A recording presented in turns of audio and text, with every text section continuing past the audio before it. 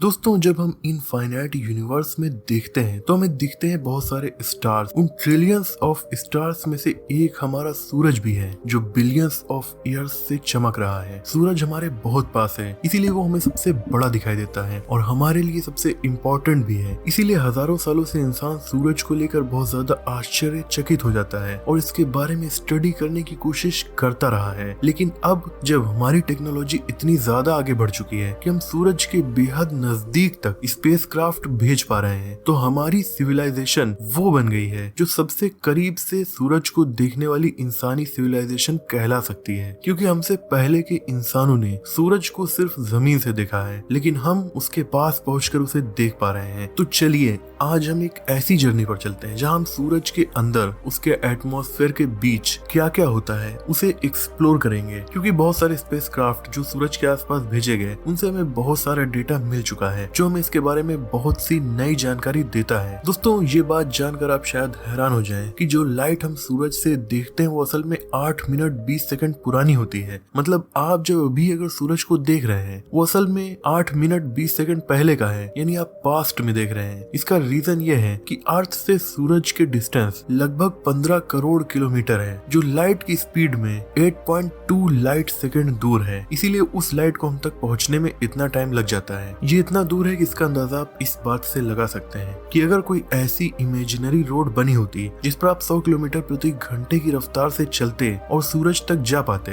बीच में कोई ट्रैफिक नहीं, तो भी आपको वहां तक पहुंचने में 170 सालों का वक्त लग जाएगा। और अगर हम ये काउंट करें कि फोटॉन सूरज की कोर से निकलकर उसकी हर लेयर को क्रॉस करते हुए स्पेस तक पहुंचने में कितना टाइम लेते हैं, तो ये ड्यूरेशन होती है 10,000 से लेकर 1,70,000 साल तक। यानी अगर आप धूप में निकलते हैं और आपके ऊपर जो धूप पड़ रही होती है, उस धूप के फोटॉन्स ने आप तक पहुंचने के लिए लाखों साल बिताए हैं। हमारा सूरज हमसे इतना ज्यादा बड़ा है कि इसके अंदर 13 लाख पृथ्वी समा सकती हैं और इसका वेट भी हमारी पृथ्वी से 3,33,000 गुना ज्यादा है। अगर ये पृथ्वी के थोड़ा भी पास होता तो यहाँ पर सारे ओशियंस पिघल जाते और अगर थोड़ा भी दूर होता तो सारे ओशियंस जमे होते। ये हमसे एकदम परफेक्ट डिस्टेंस पर मौजूद है। तो चलिए शुरू करते हैं आउटर लेयर से। जैसे हम किसी फ्रूट को खाते वक्त उसको छीलते हुए बाहर से अंदर की तरफ जाते हैं। सूरज की बाहरी लेयर है कोरोना। ये इमेज जो आप स्क्रीन पर देख रहे हैं इसे लिया है सोलर डायनामिक्स ऑब्जर्वेटरी यानी SDO सैटेलाइट ने, जिसे नासा ने फरवरी 2010 में लॉन्च किया था। इस मिशन का मकसद था ये समझना कि सूरज के वेरिएशंस हमारी अर्थ और उसके टेक्नोलॉजिकल सिस्टम्स को कैसे अफेक्ट कर सकते हैं। नासा ने सूरज को डिफरेंट इलेक्ट्रोमैग्नेटिक वेवलेंथ में ऑब्जर्व करके वो डिटेल्स देखी जो हम धरती से अपनी आंखों से नहीं देख सकते। कोरोना भी एक ऐसी लेयर है जिसे हम अपनी आंखों से नॉर्मली नहीं देख सकते, लेकिन कभी कभी ऐसा वक्त आता है जब हम इसे देख सकते हैं। वो वक्त होता है टोटल सोलर एक्लिप्स के दौरान, यानी पूरा सूर्य ग्रहण, जब चांद परफेक्टली अर्थ और सूरज के बीच आ जाता है और सूरज का सेंट्रल डिस्क एकदम ब्लॉक हो जाता है, तो उसके चारों तरफ हमें केवल एक रेडियंट आउटर ग्लो दिखता है। वही है इसका कोरोना। हालांकि उस टाइम भी इसे नंगी आंखों से देखने से बचना चाहिए। ये बहुत ब्रेथ टेकिंग व्यू होता है और फिर भी इसमें वो डिटेल्स नहीं होती जो SDO सैटेलाइट ने कैप्चर की। इसीलिए ये साइंटिस्ट के लिए बहुत इंपॉर्टेंट टूल बन गया है। अब अगर हम थोड़ा और अंदर जाएं, यानी कोरोना से और नीचे की तरफ, तो यहाँ हमें मिलती है सोलर फ्लेयर्स। यहाँ पर टेम्परेचर लगभग 2 करोड़ डिग्री सेल्सियस तक पहुंच सकता है। सोलर फ्लेयर्स बहुत खतरनाक फिनोमेना है। ये तब होता है जब सूरज के अंदर से मैग्नेटिक फील्ड एक दूसरे से क्रॉस या रिकनेक्ट करते हैं, तब एक वायलेंट इवेंट होता है। इन सब की वजह साइंटिस्ट ने सूरज के अंदर के टर्बुलेंट प्लाज्मा को बताया है, जहां से ये मैग्नेटिक फील्ड्स ओरिजिनेट होती हैं। एक सिंगल सोलर फ्लेयर में इतनी ज्यादा एनर्जी रिलीज होती है जितनी लाखों करोड़ों न्यूक्लियर बॉम्ब के ब्लास्ट से होगी। और हाँ, ये सोलर फ्लेयर्स ही सूरज के रेडिएशन के इकलौते सोर्स नहीं होते, और भी कुछ स्ट्रक्चर्स होते हैं जैसे कोरोनल होल्स। आप इस इमेज में देख रहे हो कि डार्क रीजन, इन्हें ही कोरोनल होल्स कहा जाता है। ये वो जगह होती हैं जहां प्लाज्मा कंपैरेटिवली ठंडा और लेस डेंस होता है, जहां मैग्नेटिक फील्ड ओपन होती हैं। और हाँ, यही वो रीजन है जहां से सोलर विंड पार्टिकल्स आसानी से सूरज को एस्केप कर जाते हैं और अलग अलग प्लैनेट्स तक पहुंचने लगते हैं और यही अर्थ से भी आकर टकराते हैं। लेकिन हमारी अर्थ का पावरफुल मैग्नेटिक फील्ड इन्हें हमारी एटमॉस्फेयर तक पहुंचने से रोक देता है, और जब ऐसा होता है तो हमें खूबसूरत ऑरोरा लाइट्स दिखती हैं जो ज्यादातर पोलर रीजन्स में दिखाई देती हैं, ग्रीन कलर की, बेहद शानदार। ये ग्रीन कलर की लाइट्स असल में अर्थ का एक ऐसा डिफेंस सिस्टम है जो अगर ना हो तो यहाँ पर सोलर विंड्स तबाही मचा देंगी। अब और आगे बढ़ते हैं। कोरोना के अंदर और भी अमेजिंग फीचर्स होते हैं, जैसे सोलर फिलामेंट्स या सोलर प्रोमिनेंस। ये बड़े बड़े लूप्स ऑफ प्लाज्मा होते हैं जो सूरज के सरफेस से ऊपर उठते हैं और कभी कभी तो लाखों किलोमीटर तक फैल जाते हैं। ये इतने बड़े होते हैं कि इनके कंपैरिजन में हमारी पृथ्वी केवल छोटी सी एक बूंद लगती है। और इंटरेस्टिंग बात यह है कि ये लूप्स कभी कभी एक दिन में बन जाते हैं और महीनों तक एकदम स्टेबल रहते हैं। इस एग्जाम्पल में आप देख सकते हैं। अब दोस्तों, कोरोना के नीचे एक और लेयर आती है जिसे क्रोमोस्फेयर कहते हैं। यहाँ पर कोरोना के कंपैरिजन में टेम्परेचर कम होता है, लगभग 19 से 20,000 डिग्री सेल्सियस के करीब। लेकिन ये टेम्परेचर भी हमारी अर्थ तक आ जाए तो हमारी अर्थ तो पिघल जाएगी। और क्रोमोस्फेयर के नीचे आता है फोटोस्फेयर। यही वो लेयर है जिसे हम एक्चुअली सन के सरफेस के रूप में देखते हैं। फोटोस्फेयर से ही वो लाइट निकलती है जो 8 मिनट 20 सेकंड में अर्थ तक पहुंचती है। यानी दोस्तों, जो सूरज आप देख रहे होते हैं तो जो भी दिख रहा होता है वो सूरज की फोटोस्फेयर है। ये रोशनी हम तक 15 करोड़ किलोमीटर का सफर तय करके पहुंचती है। कार के बजाय अगर आप जंबो जेट यानी 900 किलोमीटर पर आवर की स्पीड से यहाँ जाएं तो भी आपको 19 साल लग जाएंगे। मतलब बच्चा कॉलेज कंप्लीट कर लेगा तब तक आप कोरोना के गेट पर पहुंचेंगे। फोटोस्फेयर का टेम्परेचर लगभग 550 डिग्री सेल्सियस होता है। और यहाँ हम जूम करके देखें तो हमें दिखते हैं वो छोटे छोटे डार्क पैचेस जिन्हें कहा जाता है सन स्पॉट्स। ये स्पॉट्स एक्चुअली डार्क नहीं होते, बस उनका टेम्परेचर बाकी सरफेस से कम होता है। यानी ज्यादातर जगह 5,500 डिग्री सेल्सियस है तो यहाँ पर होता है तकरीबन 3800 डिग्री सेल्सियस। इसी वजह से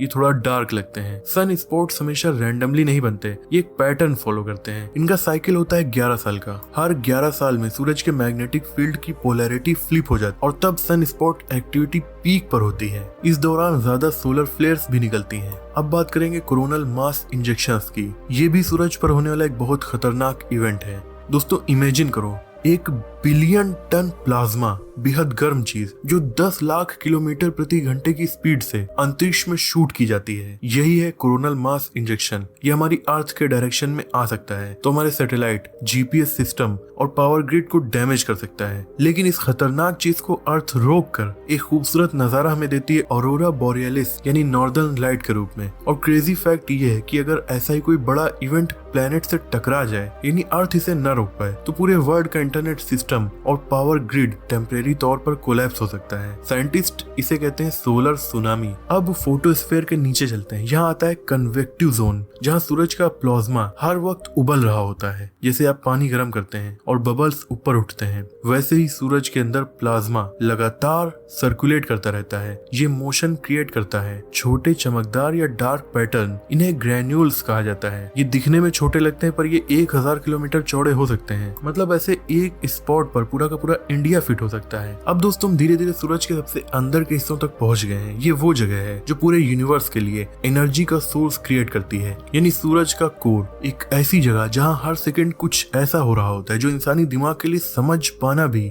इम्पॉसिबल है। हम इसके बारे में बहुत कम ही जान पाए हैं, लेकिन जो जान पाए हैं वही हैरान कर देता है। सूरज की कोर का टेम्परेचर लगभग 14.9 मिलियन डिग्री सेल्सियस होता है और प्रेशर इतना ज्यादा होता है कि हाइड्रोजन एटम्स अपना एग्जिस्टेंस तोड़कर एक दूसरे से फ्यूज हो जाते हैं और बनाते हैं helium nuclei plus immense energy. इसी प्रोसेस को कहते हैं न्यूक्लियर फिजन। हर सेकंड सूरज के अंदर 40 lakh ton matter pure energy में कन्वर्ट होता है। ये हर सेकंड हो रहा होता है और इस एनर्जी का अंदाजा आप इस बात से लगा सकते हैं कि सिर्फ 1 सेकंड की एनर्जी अगर हमें मिल जाए अर्थ पर तो पूरी दुनिया को 5 लाख साल तक बिजली मिल जाएगी। यही एनर्जी हमें लाइट और हीट के रूप में मिलती है। अब एक और फन फैक्ट दोस्तों, हमारा सूरज स्टैटिक नहीं यानी अपनी एक जगह पर रुका हुआ नहीं है, बल्कि वो लगातार अपनी जगह पर घूम रहा है और ये रोटेशन अलग अलग होती है। मतलब सूरज की इक्वेटर के पास वो 25 दिन में एक चक्कर लगा लेता है और इसके पोल्स पर इस एक रोटेशन को कंप्लीट होने में 35 दिन लगते हैं। इसीलिए इसे डिफरेंशियल रोटेशन कहा जाता है, क्योंकि ये